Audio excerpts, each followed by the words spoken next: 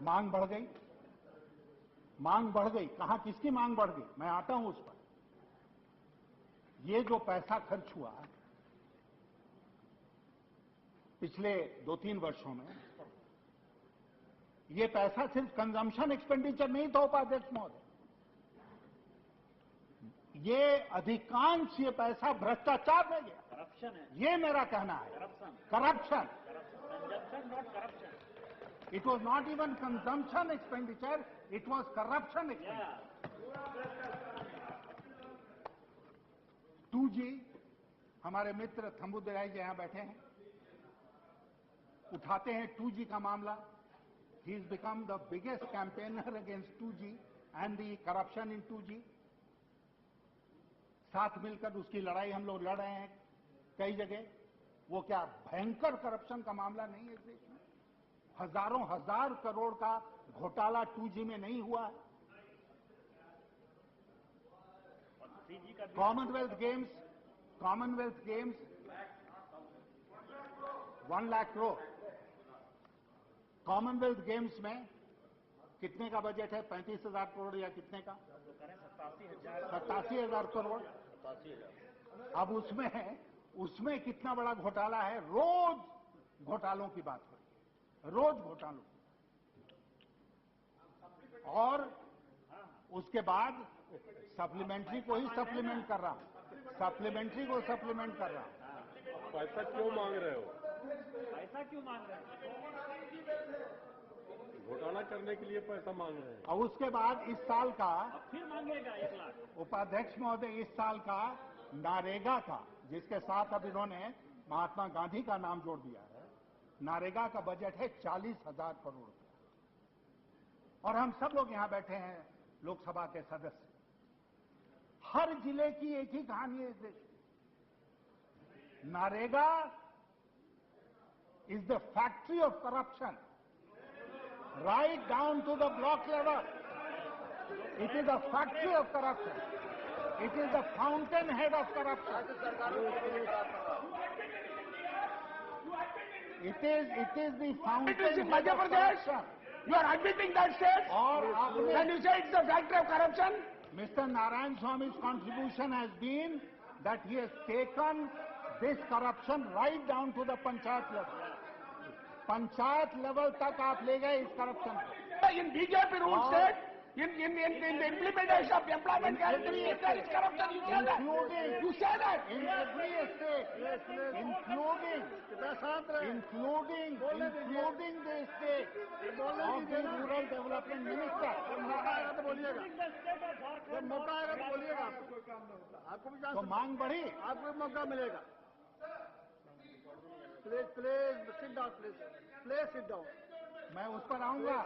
I will let you know what is that supervision. I will come to it and you will agree with me when I come to it.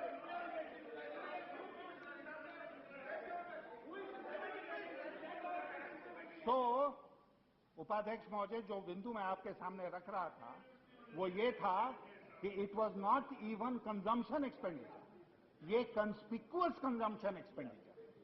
क्योंकि जो भ्रष्टाचार से पैसा आता है किसी के हाथ में, तो वो कंस्पिक्युअस कंजम्पशन में खर्च होता है इस देश में, या देश के बाहर जाता है, स्विस बैंक अकाउंट्स में जाता है, मॉरिशस जाता है, और वहां से फिर अगर आता है तो इस देश में आता है, नहीं तो वहां पर रहता है।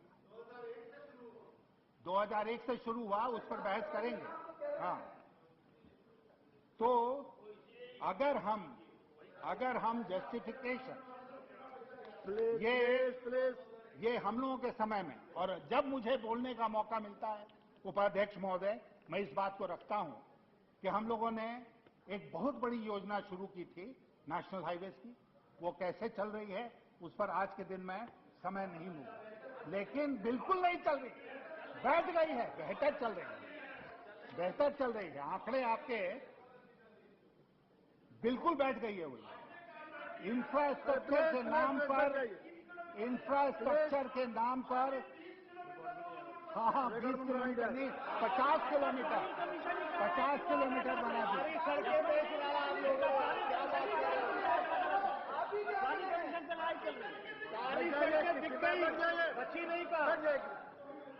शांत रहे प्लीज।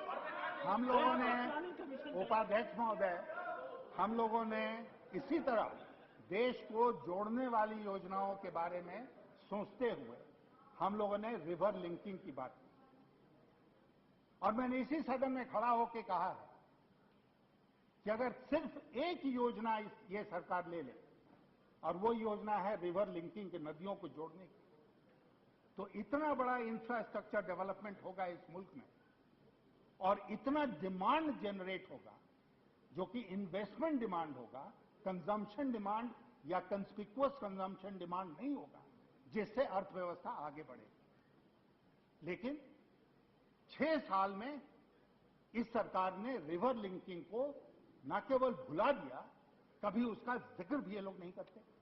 क्यों नहीं करते? अभी क्या स्थिति है?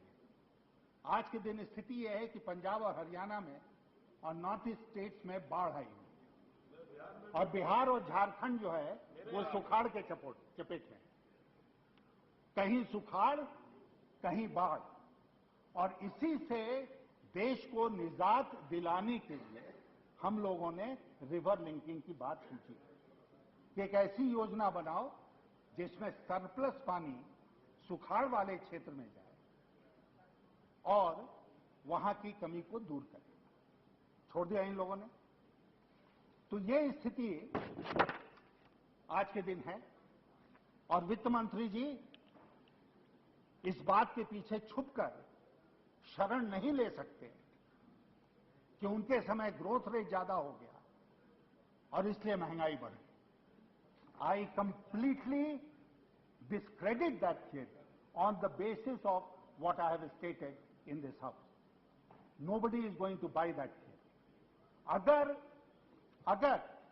महंगाई है, और एक बात और मैं महंगाई के बारे में, कि अगर आप देखेंगे, मैं होलसेल प्राइस इंडेक्स की बात कर रहा हूं, अगर आप देखेंगे तो पिछले 2-3 वर्षों में जो महंगाई रही है वह फूड इन्फ्लेशन, फूड की जो खाद्यान्न है उनकी कीमतों में बढ़त के चलते महंगाई बढ़ी। ये रहा कंपोनेंट और